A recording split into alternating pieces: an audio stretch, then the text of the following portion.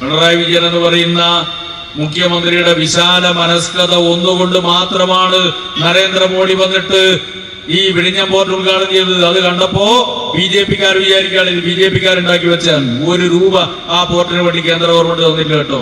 1 രൂപ ആ പോർട്ടിന് വേണ്ടി ചെലവഴിച്ച ആകെ തുകയിലായി 5300 കോടി രൂപ ചെലവഴിച്ച ഗവൺമെന്റിന്റെ പേരാണ് പിണറായി സർക്കാർ. ഓർക്കണം, UDF-ന്റെ സമയത്ത് വന്നുകൊണ്ടിരുന്ന വാർത്ത എന്തായിരുന്നു അറിയാം? ആശുപത്രിയിൽ പാരസെറ്റമോൾ ഇല്ല എന്നാണ്. പാരസെറ്റമോൾ ഇല്ല എന്ന് പറയുന്ന അവസ്ഥ മാറ്റി ഈ കേരളത്തില് അവയവമാറ്റ ശസ്ത്രക്രിയ ഉൾപ്പെടെ നടക്കുന്ന വിധത്തിലേക്ക് കേരളത്തിലെ ആരോഗ്യ മേഖല മാറിയിരിക്കുന്നു.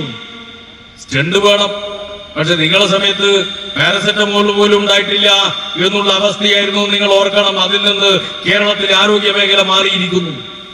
എല്ലാ രംഗത്തും മാറ്റാണ്. എനിക്ക് നല്ല ഓർമ്മയുണ്ട്, പണ്ട് UDF ഗവൺമെന്റ്, ഞാൻ അവസാനിപ്പിക്കുകയാണ്, UDF ഗവൺമെന്റ് അധികാരത്തിൽ നിന്ന് പോകുന്ന സമയത്ത് അന്ന് കോൺഗ്രസിന്റെ വീടുകളിൽ കൊടുത്തിട്ടുള്ള അന്നത്തെ നോട്ടീസുകൾ എടുത്തു പോയിക്കോ.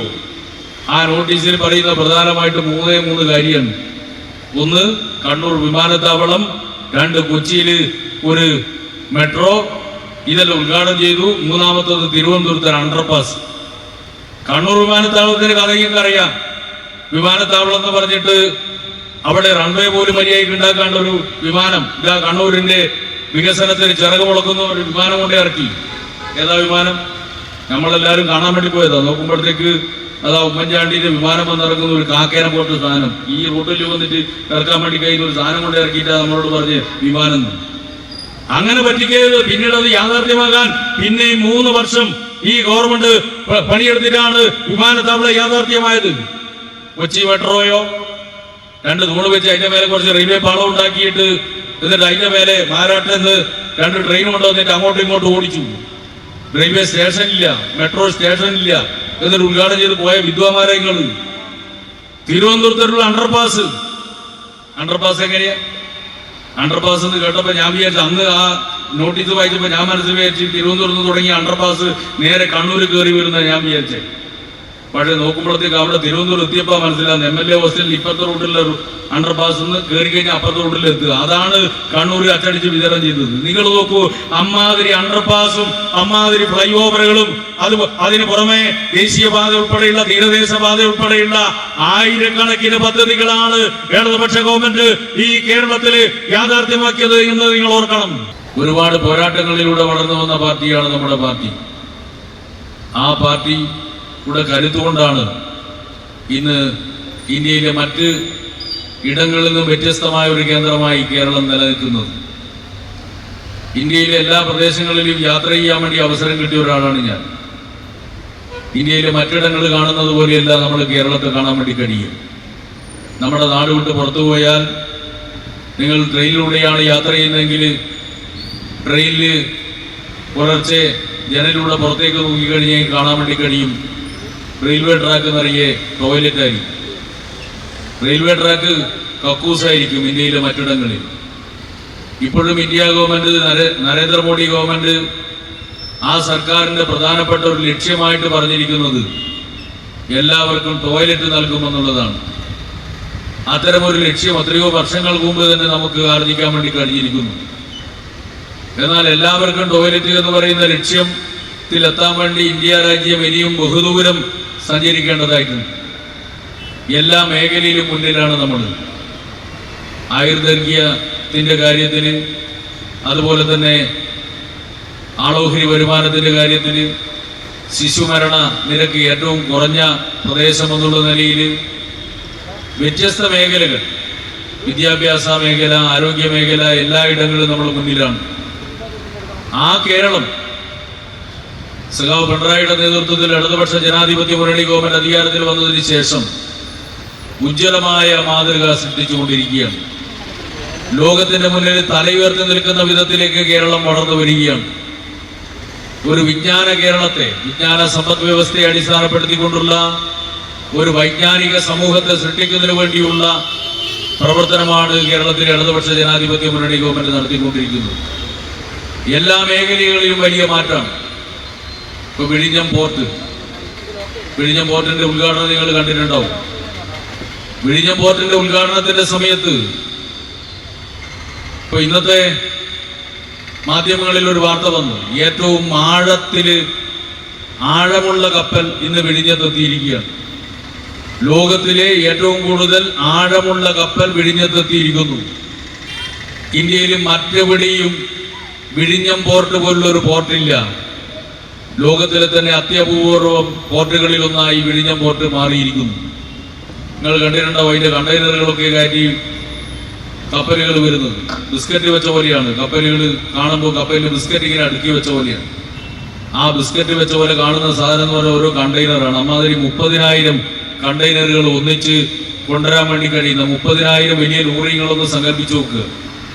അമ്മാതിരി 30,000 കണ്ടെയ്നറുകൾ ഒന്നിച്ചു കൊണ്ടുവരാൻ വേണ്ടി കഴിയുന്ന കപ്പലുകൾ വിഴിഞ്ഞത്ത് വന്നടുത്തുകൊണ്ടിരിക്കുകയാണ്. റെക്കോർഡാണ് വിഴിഞ്ഞം കൈവരിച്ചിരിക്കുന്നത്. ഇന്ത്യ രാജ്യത്ത് ഒരിടത്തും കാണാൻ വേണ്ടി കഴിയില്ല. ഇപ്പൊ നമുക്ക് ദുബായ് പോർട്ടുണ്ട്, ശ്രീലങ്ക പോർട്ടുണ്ട്. ആ പോർട്ടിനെയൊക്കെ കടപിടിക്കാൻ വേണ്ടി കഴിയുന്ന വിധത്തിലുള്ള ഒരു പോർട്ട് നമുക്ക് ഇവിടെ ഉണ്ടാക്കാൻ വേണ്ടി കഴിയും. പോർട്ടിന്റെ ഉദ്ഘാടന ദിവസത്തിൽ നിങ്ങൾ കണ്ടിട്ടുണ്ടാവും, നാട്ടിലെ മുഴുവൻ BJP-ക്കാരോട് ബോർഡ് എഴുതി വെച്ചു, നരേന്ദ്രമോദി, മോഡിജി നന്ദി. ഞാനന്ന് മുഖ്യമന്ത്രിയുടെ പ്രൈവറ്റ് സെക്രട്ടറി ആയിട്ട് പ്രവർത്തിക്കുകയാണ്. മോഡിജി നന്ദി. ഞാനിങ്ങനെ വിചാരിക്കുകയായിരുന്നു, എന്തിനായി മോദിജിക്ക് നന്ദി പറയുന്നത്? കേരളം ഉണ്ടാക്കിയ പോർട്ടാണ്. അതിന് കേന്ദ്ര ഗവൺമെന്റ് ഒരു രൂപ ചെലവഴിച്ചിട്ടില്ല. അങ്ങനെ ഉണ്ടാക്കിയ പോർട്ടിന് എന്തിനാണ് മോഡിജിക്ക് നന്ദി പറയുന്നത്? എന്താ കാര്യം എന്നറിയും? അതിന്റെ ഉദ്ഘാടന സമയത്ത് ഞാൻ ബഹുമാനപ്പെട്ട മുഖ്യമന്ത്രിയോട് പറഞ്ഞു, ഇത് മുഖ്യമന്ത്രി തന്നെ ഉദ്ഘാടനം ചെയ്യുന്നതല്ലേ നല്ലത്, നമ്മൾ ഉണ്ടാക്കിയ പോർട്ടല്ലേ. അപ്പൊ മുഖ്യമന്ത്രിയോട് പറഞ്ഞു, വളരെ ശരിയാണത്. ഇത് കേരളത്തിന്റെ മാത്രം പ്രത്യേകതയല്ല, രാജ്യത്തിന്റെ മാത്രം പ്രത്യേകതയല്ല, ലോകത്തിന്റെ സവിശേഷതയാണ്. ലോകത്തിലുള്ള ഏക അത്യപൂർവം പോർട്ടുകളിൽ ഒന്നാണ് ഈ പോർട്ട്. അതുകൊണ്ട് പ്രധാനമന്ത്രി എന്നെ ഉദ്ഘാടനം ചെയ്യട്ടെ. അങ്ങനെയാ പ്രധാനമന്ത്രി അവിടെ വന്നേ. പിണറായി വിജയൻ എന്ന് പറയുന്ന മുഖ്യമന്ത്രിയുടെ വിശാല മനസ്കത ഒന്നുകൊണ്ട് മാത്രമാണ് നരേന്ദ്രമോദി വന്നിട്ട് ഈ വിഴിഞ്ഞം പോർട്ട് ഉദ്ഘാടനം ചെയ്തത്. അത് കണ്ടപ്പോ BJP-ക്കാർ വിചാരിക്കുകയാണ് ഇത് BJP-ക്കാരുണ്ടാക്കി വെച്ചാൽ. 1 രൂപ ആ പോർട്ടിന് വേണ്ടി കേന്ദ്ര ഗവൺമെന്റ് തന്നില്ല കേട്ടോ. 1 രൂപ ആ പോർട്ടിന് വേണ്ടി ചെലവഴിച്ച ആകെ തുകയിലായി 5300 കോടി രൂപ ചെലവഴിച്ച ഗവൺമെന്റിന്റെ പേരാണ് പിണറായി സർക്കാർ. ഓർക്കണം, ആ പോർട്ടിന് വേണ്ടി അദാനി 2300 കോടി രൂപ ചെലവഴിച്ചിട്ടുണ്ട്. 2300 കോടി രൂപ ചെലവഴിച്ചിട്ട് 817 കോടി രൂപ VGF എന്ന പേരിൽ തിരിച്ചു വാങ്ങിയിട്ടുണ്ട്. അപ്പൊ ഫലത്തില് 1000 ശിഷ്ടം കോടി രൂപ അവർ ചെലവഴിച്ചിട്ടുണ്ട്. പക്ഷെ പോർട്ടിന് വേണ്ടി ഉണ്ടാക്കിയ വ്യവസ്ഥ എന്താണെന്നറിയാം? ഈ പോർട്ടിന്റെ ലാഭവിഹിതം വരുമ്പോ ആ ലാഭവിഹിതം കേരളത്തിൽ 2035 മുതലേ കിട്ടുന്ന 1% മാത്രം. എന്താ കാര്യം? നിങ്ങൾ പത്രത്തിലൊക്കെ വാർത്തയായി വായിച്ചിട്ടുണ്ടാവും. ചിലയിടങ്ങളിൽ BJP-ക്കാര് കോൺഗ്രസ്സുകാര് വലിയ പ്രചരണം നടത്തിയെന്ന് കണ്ടിട്ടുണ്ടാവും. ഉമ്മൻചാണ്ടി ഉണ്ടാക്കിയ പോർട്ടാണ്, ഉമ്മൻചാണ്ടിയുടെ സ്വപ്നാണ്. യഥാർത്ഥത്തിൽ വിഴിഞ്ഞം പോർട്ടിന് വേണ്ടിയുള്ള പരിശ്രമം തുടങ്ങിയിട്ടുള്ളത് നേരത്തെ നായനാർ ഗവൺമെന്റ് മുതൽ തുടങ്ങിയിട്ടുള്ള പരിശ്രമമാണ്. VS ഗവൺമെന്റ് വന്നപ്പോ വിഴിഞ്ഞം പോർട്ടിന് വേണ്ടി ആദ്യമായി ടെൻഡർ വിളിച്ചിട്ട് ഒരു കമ്പനി വന്നു. അന്നത്തെ UPA ഗവൺമെന്റ്, കേന്ദ്ര ഗവൺമെന്റ് പറഞ്ഞു ഇത് ചൈനീസ് കമ്പനിയാണ്, അതുകൊണ്ട് ചൈനീസ് കമ്പനി കൊടുക്കാൻ പറ്റൂല എന്ന് പറഞ്ഞ് ആ പദ്ധതി മുടക്കുകയായിരുന്നു നിങ്ങൾ ചെയ്തത്. UDF അധികാരത്തിൽ വന്നപ്പോൾ ആദ്യത്തെ 4 വർഷം ഒന്നും ചെയ്തില്ല. 5-ാമത്തെ വർഷം വലിയ സമരം നടത്തുന്നു. വിഴിഞ്ഞം പോർട്ടിന് വേണ്ടിയുള്ള സമരം നടന്നു. ആ ഘട്ടത്തിലാണ് അദാനിയെ ക്ഷണിച്ചു വരുത്തി ഒരു കരാറിൽ ഒപ്പുവെച്ചത്. പ്രിയപ്പെട്ടവരെ, ആ കരാർ അനുസരിച്ച് അതാണ് ഞാൻ പറഞ്ഞത്, പോർട്ടിന് വേണ്ടിയുള്ള പണം മുഴുവൻ ചെലവഴിക്കേണ്ടത് കേരളം. നിസ്സാര തുക ചെലവഴിച്ച അദാനിക്കാണ് അതിന്റെ ഏറ്റവും പ്രധാനപ്പെട്ട ലാഭവിഹിതം കിട്ടുക. നമുക്ക് കിട്ടാൻ വേണ്ടി തുടങ്ങുക 2035 മുതൽ. ആ കിട്ടാൻ വേണ്ടി തുടങ്ങുന്ന തന്നെ കേവലം 1%. 5300 കോടി രൂപ ചെലവഴിച്ച, അതിന് പുറമെ 817 കോടി രൂപ VGF എന്ന് പറഞ്ഞ് നൽകിയിട്ടുള്ള ഒരു ഗവൺമെന്റിന് കിട്ടുക ആകെ 1% മാത്രമാണ് കിട്ടുക. മനസ്സിലാക്കണം, 1% മാത്രം. അങ്ങനെ നിസ്സാര തുക ചെലവഴിച്ച അദാനിക്ക ലാഭം മുഴുവൻ. അപ്പൊ ചോദിക്കും, എന്നാ പിന്നെ നിങ്ങൾക്കത് ആ കരാർ അങ്ങ് റദ്ദ് ചെയ്തൂടെ? അങ്ങനെ ഒരു ആലോചന നടത്തിയതാണ്. പക്ഷേ നിയമോപദേശം കിട്ടി, അങ്ങനെ റദ്ദ് ചെയ്യാൻ പറ്റില്ല. കാരണം കരാറുണ്ട്. കരാറ് നിലവിലേക്ക് റദ്ദ് ചെയ്യാൻ വേണ്ടി പുറപ്പെട്ട അദാനിക്ക് കോടതി പോവാ. പിന്നെ ഒരിക്കലും വിഴിഞ്ഞം പോർട്ട് വരൂല. ഗവൺമെന്റ് കണ്ടു. പിണറായി തീരുമാനിച്ചു. എന്താ തീരുമാനം? ഈ പോർട്ട് വരുമ്പോ പോർട്ടിൽ കിട്ടുന്ന ലാഭമല്ല, കേരളത്തിന്റെ സമ്പദ് വ്യവസ്ഥയിൽ അത് ഒരുപാട് നേട്ടങ്ങളുണ്ടാവും, അനുബന്ധ വ്യവസായങ്ങൾ വരും. അതുകൊണ്ട് പോർട്ട് വരട്ടെ എന്ന് തീരുമാനിച്ച് ഉറപ്പിച്ച് ഞാൻ പറയാണ്, കേരളം ഭരിക്കുന്നത് ഇടതുപക്ഷ ജനാധിപത്യ മുന്നണി ആയിരുന്നില്ലേ എങ്കിൽ അതിന് നേതൃത്വം നൽകുന്നത് പിണറായി വിജയൻ എന്ന് പറയുന്ന മുഖ്യമന്ത്രി ആയിരുന്നില്ല എങ്കിൽ വിഴിഞ്ഞം പോർട്ട് ഈ കേരളത്തിൽ വരുമായിരുന്നില്ല എന്ന് നമ്മൾ മനസ്സിലാക്കണം. വിഴിഞ്ഞം പോർട്ട് യാഥാർത്ഥ്യമാക്കിയ ഗവൺമെന്റ് ദേശീയവാദിയുടെയും കഥയത് തന്നെയാണ്. നിങ്ങൾ അടച്ചുപൂട്ടിപ്പോയത് ദേശീയവാദ യാഥാർത്ഥ്യമായിരിക്കുന്നു. ആയിരക്കണക്കിന് റോഡുകൾ വരുന്നു, ആയിരക്കണക്കിന് പാലങ്ങൾ വരുന്നു. അതിനുവേണ്ടി കിഫ്ബിയിൽ നിന്ന് 90,000 കോടി രൂപ ചെലവഴിച്ചിരിക്കുന്നു. വിപ്ലവകരമായ മാറ്റം വികസന മേഖലയിൽ കേരളം ഉണ്ടാക്കിയിരിക്കുന്നു. നിങ്ങൾ ഭരിക്കുമ്പോൾ പോലെയുള്ളതല്ല സ്കൂളുകൾ. നമ്മുടെ വിദ്യാഭ്യാസ സ്ഥാപനങ്ങൾ അന്ന് നിങ്ങൾ നഷ്ടത്തിലാണെന്ന് പറഞ്ഞ് 4,000 സ്കൂളുകൾ അടച്ചുപൂട്ടാൻ വേണ്ടി തീരുമാനിച്ചു. ഏതാണ്ട് 5 ലക്ഷത്തോളം കുട്ടികൾ പൊതുവിദ്യാഭ്യാസം ഉപേക്ഷിച്ചു പോയി. അവിടെയാണ് ഓർക്കുക, അന്താരാഷ്ട്ര നിലവാരത്തിലേക്ക് നമ്മുടെ സ്കൂളുകൾ മാറിയപ്പോ 10 ലക്ഷം കുട്ടികൾ ആ പൊതുവിദ്യാലയത്തിലേക്ക് തിരിച്ചു വന്നേ. 10 ലക്ഷം കുട്ടികൾ. അതിന്റെ ഭാഗമായിട്ട് PSC വഴി പുതിയ നിയമനം നമ്മൾ നടത്തേണ്ടി വന്നു. നിങ്ങൾ നോക്കൂ, ആരോഗ്യ മേഖല ഇപ്പൊ മനോരമയിൽ വരുന്ന വാർത്ത എന്താ? ആശുപത്രിയിൽ സ്റ്റണ്ട് ഇല്ല, അതുകൊണ്ട് സർജറി മുടങ്ങി. UDF സമയത്ത് വന്നുകൊണ്ടിരുന്ന വാർത്ത എന്തായിരുന്നു അറിയാം? ആശുപത്രിയിൽ പാരസെറ്റമോൾ ഇല്ല എന്നാണ്. പാരസെറ്റമോൾ ഇല്ല എന്ന് പറയുന്ന അവസ്ഥ മാറ്റി ഈ കേരളത്തില് അവയവമാറ്റ ശസ്ത്രക്രിയ ഉൾപ്പെടെ നടക്കുന്ന വിധത്തിലേക്ക് കേരളത്തിലെ ആരോഗ്യ മേഖല മാറിയിരിക്കുന്നു. സ്റ്റണ്ട് വേണം, പക്ഷെ നിങ്ങളുടെ സമയത്ത് പാരസെറ്റമോൾ പോലും ഉണ്ടായിട്ടില്ല എന്നുള്ള അവസ്ഥയായിരുന്നു. നിങ്ങൾ ഓർക്കണം, അതിൽ നിന്ന് കേരളത്തിലെ ആരോഗ്യ മേഖല മാറിയിരിക്കുന്നു. എല്ലാ രംഗത്തും മാറ്റാണ്. എനിക്ക് നല്ല ഓർമ്മയുണ്ട്, പണ്ട് UDF ഗവൺമെന്റ്, ഞാൻ അവസാനിപ്പിക്കുകയാണ്, UDF ഗവൺമെന്റ് അധികാരത്തിൽ നിന്ന് പോകുന്ന സമയത്ത് അന്ന് കോൺഗ്രസിന്റെ വീടുകളിൽ കൊടുത്തിട്ടുള്ള അന്നത്തെ നോട്ടീസുകൾ എടുത്തു നോക്കോ. ആ നോട്ടീസിൽ പറയുന്ന പ്രധാനമായിട്ട് 3 കാര്യമാണ്. 1, കണ്ണൂർ വിമാനത്താവളം. 2, കൊച്ചിയിൽ ഒരു മെട്രോ, ഇതെല്ലാം ഉദ്ഘാടനം ചെയ്തു. 3ാമത്തത് തിരുവനന്തപുരത്ത് അണ്ടർപാസ്. കണ്ണൂർ വിമാനത്താവളത്തിന് കഥയൊക്കെ അറിയാം. വിമാനത്താവളം എന്ന് പറഞ്ഞിട്ട് അവിടെ റൺവേ പോലും മര്യാദയ്ക്ക് ഉണ്ടാക്കാണ്ട് ഒരു വിമാനം ഇതാ കണ്ണൂരിന്റെ വികസനത്തിന് ചിറക് മുളക്കുന്ന ഒരു വിമാനം കൊണ്ട് ഇറക്കി. ഏതാ വിമാനം? നമ്മളെല്ലാവരും കാണാൻ വേണ്ടി പോയതാ. നോക്കുമ്പോഴത്തേക്ക് അതാ ഉമ്മൻചാണ്ടിന്റെ വിമാനം വന്നിറങ്ങുന്ന ഒരു കാക്കേനെ പോലത്തെ സാധനം ഈ റൂട്ടിൽ വന്നിട്ട് ഇറക്കാൻ വേണ്ടി കഴിയുന്ന ഒരു സാധനം കൊണ്ട് ഇറക്കിയിട്ടാ നമ്മളോട് പറഞ്ഞ് വിമാനം. അങ്ങനെ പറ്റിക്കരുത്. പിന്നീട് അത് യാഥാർത്ഥ്യമാകാൻ പിന്നെയും 3 വർഷം ഈ ഗവൺമെന്റ് പണിയെടുത്തിട്ടാണ് വിമാനത്താവളം യാഥാർത്ഥ്യമായത്. കൊച്ചി മെട്രോയോ 2 തൂണ് വെച്ച് അതിന്റെ മേലെ കുറച്ച് റെയിൽവേ പാളം ഉണ്ടാക്കിയിട്ട് എന്നിട്ട് അതിന്റെ മേലെ മാരാട്ടെന്ന് 2 ട്രെയിൻ കൊണ്ടുവന്നിട്ട് അങ്ങോട്ടും ഇങ്ങോട്ടും ഓടിച്ചു. റെയിൽവേ സ്റ്റേഷനില്ല, മെട്രോ സ്റ്റേഷനില്ല. എന്നിട്ട് ഉദ്ഘാടനം ചെയ്ത് പോയ വിദ്വാന്മാരങ്ങൾ. തിരുവനന്തപുരത്തുള്ള അണ്ടർപാസ് എങ്ങനെയാ? അണ്ടർപാസ് എന്ന് കേട്ടപ്പോ ഞാൻ വിചാരിച്ചു, അന്ന് ആ നോട്ടീസ് വായിച്ചപ്പോ ഞാൻ മനസ്സിൽ വിചാരിച്ചു തിരുവനന്തപുരത്ത് തുടങ്ങിയ അണ്ടർപാസ് നേരെ കണ്ണൂർ കയറി വരുന്ന ഞാൻ വിചാരിച്ചേ.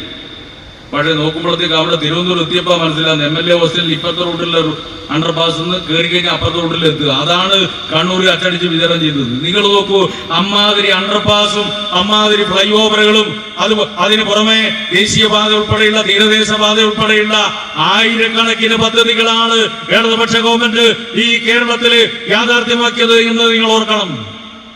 അതാ മാറ്റം, വെറുതെ ഉണ്ടായതല്ല. 1ാം പിണറായി സർക്കാരിൽ നിന്ന് 2ാം സർക്കാരിലേക്ക് തുടർച്ചയുണ്ടായപ്പോ ആവിഷ്കരിച്ച പദ്ധതികൾ യാഥാർത്ഥ്യമാക്കാൻ വേണ്ടി കഴിയുന്നു. ഇനി അടുത്ത ഘട്ടം എന്താണെന്നറിയോ? വിജ്ഞാന സമൂഹമാക്കി കേരളത്തെ മാറ്റുകയാണ്. നിങ്ങൾ ഒറ്റ കാര്യം ഓർത്താൽ മതി. കേരളം ഉണ്ടായതിനു ശേഷം കേരളത്തിലാകെ 9 ദേശീയ പ്രാധാന്യമുള്ള സ്ഥാപനങ്ങളാണ് ഉണ്ടായത്. 9 വർഷം കൊണ്ട് അമ്മാതിരി സ്ഥാപനങ്ങൾ 13 ഉണ്ടാക്കി. ഇപ്പൊ ഇന്ത്യ രാജ്യത്ത് ആദ്യത്തെ ഡിജിറ്റൽ യൂണിവേഴ്സിറ്റി ഉണ്ടാക്കിയ സംസ്ഥാനം കേരളം. ഇന്ത്യ രാജ്യത്ത് ആദ്യത്തെ വാട്ടർ മെട്രോ ഉണ്ടാക്കിയ സംസ്ഥാനം കേരളം. ഇന്ത്യ രാജ്യത്ത് ഇപ്പൊ ഗ്രാഫീൻ എന്ന് പറഞ്ഞ നാളത്തെ ലോഹമാണ് ഗ്രാഫീൻ. ഇരുമ്പിന് പകരം ഇനി വ്യാപകമായി ഇരുമ്പിനേക്കാൾ കരുത്തുള്ള ലോഹം, ഇരുമ്പിനത്ര വെയിറ്റ് ഇല്ലാത്ത ലോഹം നാളെ വ്യാപകമായിട്ട് ഉപയോഗിക്കാൻ വേണ്ടി പോകുന്ന ലോഹമാണ് ഗ്രാഫീൻ. ആ ഗ്രാഫീൻ പ്രൊഡക്ഷൻ ഇന്ത്യ രാജ്യത്ത് എവിടെയും തുടങ്ങിയിട്ടില്ല. ആ ഗ്രാഫീൻ പ്രൊഡക്ഷൻ ആരംഭിക്കുന്നതിന് വേണ്ടി ഇന്ത്യ രാജ്യത്തെ ആദ്യത്തെ ഗ്രാഫീൻ ഇന്നൊവേഷൻ സെന്റർ ആരംഭിച്ച സംസ്ഥാനമാണ് കേരളം. ആദ്യമായിട്ട് പൈലറ്റ് പ്രൊഡക്ഷൻ തുടങ്ങിയ സംസ്ഥാനമാണ് കേരളം. നിങ്ങൾ നോക്കൂ എത്രമാത്രം സ്ഥാപനങ്ങൾ. ഇപ്പൊ പൂനെയിലാണ് ഒരു വൈറോളജി ഇൻസ്റ്റിറ്റ്യൂട്ട് ഉള്ളത്, ദേശീയ പ്രാധാന്യമുള്ള സ്ഥാപനമാണ്. നമ്മൾ തിരുവനന്തപുരത്ത് ഒന്ന് സ്ഥാപിച്ചു, IAV, institute of advanced virology.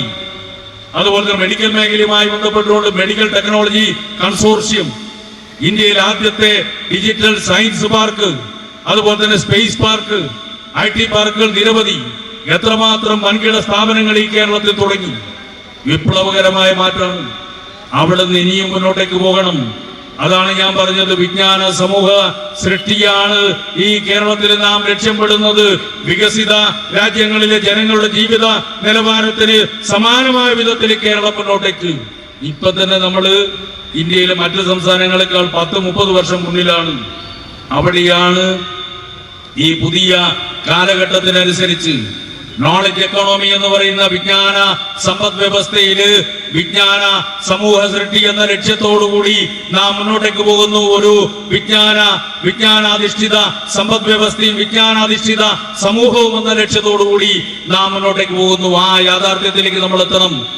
ആ യാഥാർത്ഥ്യത്തിലെത്തണമെങ്കിൽ കേരളത്തിലെ ഇടതുപക്ഷ ജനാധിപത്യ മുന്നണി 2ാം പിണറായി സർക്കാരിന് തുടർച്ചയുണ്ടാവണം.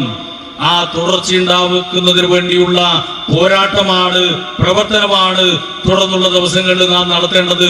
സഖാവ് അഴീക്കോടിനെ സ്മരിക്കുന്ന ഘട്ടത്തില് അദ്ദേഹം മുന്നോട്ടേക്ക് വെച്ച ആദർശങ്ങളുണ്ട്. ആ ആദർശങ്ങളെ മുന്നോട്ടേക്ക് കൊണ്ടുപോകലാണ് നമ്മുടെ ലക്ഷ്യം. തീർച്ചയായും ഈ ഗവൺമെന്റ് തുടർച്ചയുണ്ടാക്കുക, അതുവഴി ഈ നാട്ടിലെ പാവപ്പെട്ടവരുടെ സാധാരണക്കാരുടെ ജീവിത നിലവാരത്തെ ഉയർത്തിക്കൊണ്ടുവരുന്നതിന് വേണ്ടിയുള്ള ഇടപെടലിൽ പങ്കാളികളാവുക. അതാണ് നമ്മുടെ തുടർന്നുള്ള ദിവസങ്ങളിലെ ഉത്തരവാദിത്വമെന്ന് മാത്രം ചൂണ്ടിക്കാണിച്ചുകൊണ്ട് സഖാവ് അഴീക്കോടന്റെ ജ്വലിക്കുന്ന സ്മരണകൾക്ക് മുമ്പിൽ ആദരാഞ്ജലികൾ അർപ്പിച്ചുകൊണ്ട് ഞാൻ അവസാനിപ്പിക്കുന്നു. അഭിവാദ്യം.